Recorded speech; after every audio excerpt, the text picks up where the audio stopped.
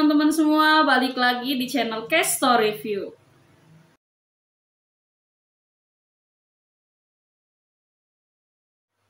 Oke teman-teman, balik lagi di channelku.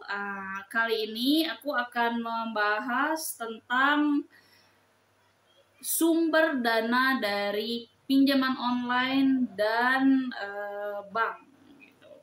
Kenapa sih mereka bisa memiliki perbedaan, tapi mereka sama-sama menyalurkan pinjaman gitu? Ya kita seperti kita tahu bahwa bank pada umumnya akan lebih sulit menyalurkan pinjaman untuk masyarakat ataupun pengusaha ataupun yang memiliki usaha ya teman-teman ya.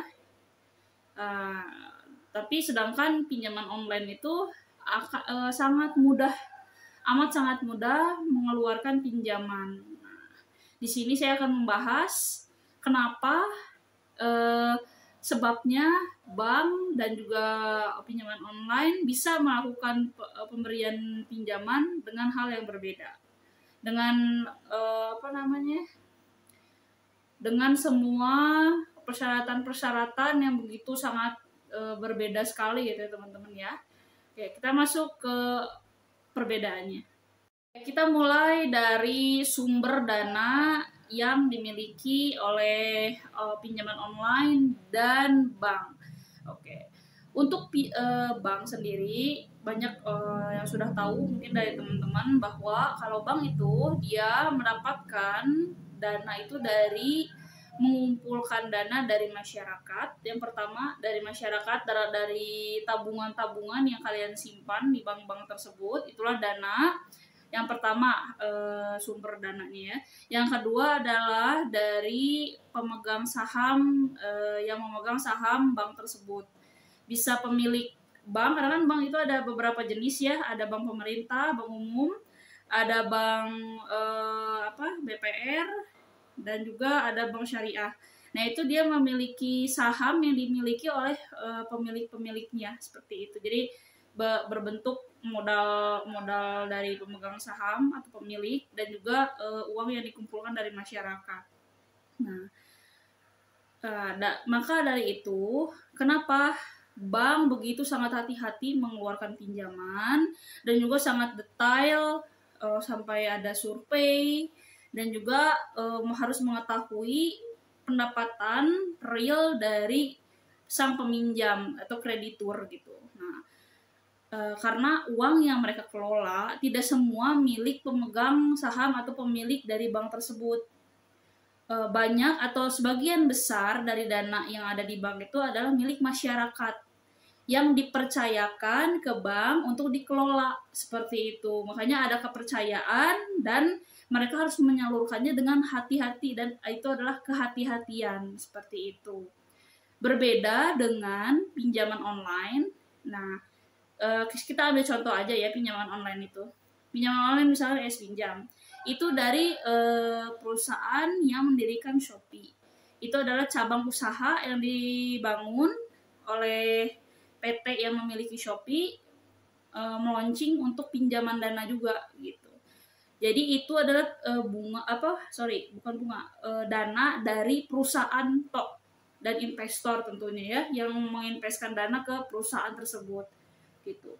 Jadi tidak ada dana masyarakat yang tertampung di situ. Jadi akan lebih mudah dan juga sudah melalui persetujuan bahwa saya akan meminjamkan dana ini dengan kemudahan seperti ini. Nah, terjadilah pinjaman online dengan segala kemudahannya seperti itu.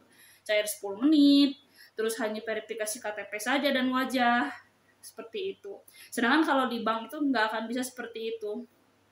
Bank itu harus mengetahui rumah kreditur, harus mengetahui pendapatan pasti tiap bulannya dari kreditur, apakah bisa dan menutup dari cicilan yang akan ditanggung oleh kreditur, dan juga melihat kelayakan usaha ataupun pekerjaan yang dijalani oleh kreditur. Jadi begitu banyak faktor yang yang dilihat oleh bank umum untuk mengeluarkan uang atau bentuk pinjaman ke kreditur seperti itu. Nah, untuk teman-teman pun, kalian pasti akan merasakan seperti ini. Bank akan memberikan bunga yang lebih kecil karena mereka long term, jadi hutang yang panjang masanya. Makanya bunganya itu dia akan lebih kecil dari pinjaman online. Berbanding terbalik dengan pinjaman online. Pinjaman online ada yang memang panjang, tetapi kita lihat dari segi bunganya saja sudah sangat jauh berbeda seperti itu. Bunga dari pinjam saja yang masuk kategori pinjaman legal, pinjaman online legal itu sudah menyentuh hampir 4% per bulan dari pokok pinjaman. Maka dari itu banyak sekali pertimbangan dan juga tidak mungkin semua orang meminjam ke pinjaman online karena mereka semua itu berdasarkan kebutuhan pinjaman itu, kebutuhan kalian terhadap bisnis kalian, keperluan sehari-hari kalian. Karena kalau dihitung secara matematika untuk bisnis dengan pinjaman online itu tidak masuk. Bunga 4% per bulan itu cukup besar, apalagi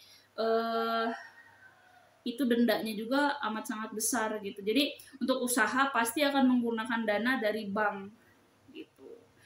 Dan keterjaminan dari privasi peminjam pun sangat dijaga oleh bank karena kan berbasis kepercayaan mereka.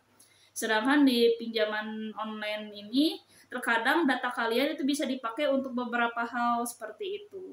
Misalkan saja Shopee meluncing untuk tabungan di Cbank. Dia akan meminta persetujuan kita untuk melemparkan data pribadi kita ke Cbank kalau untuk membuka buku tabungan. Jadi bisa memindahkan data kita dengan persetujuan kita dengan sangat cepat seperti itu. Sedangkan kalau bank itu akan menutup ataupun menjaga privasi kita sebagai peminjam kepada orang lain seperti itu.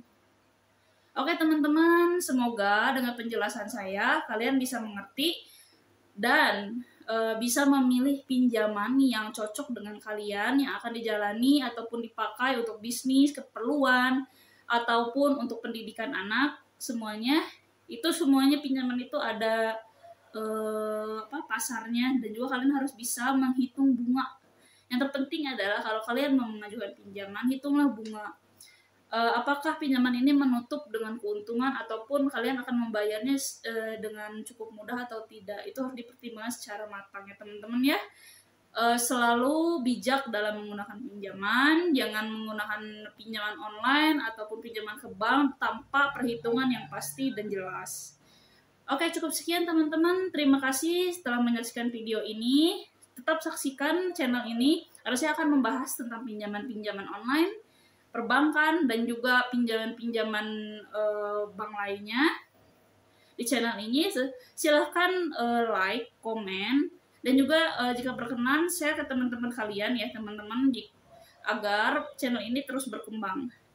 Terima kasih teman-teman. Bye.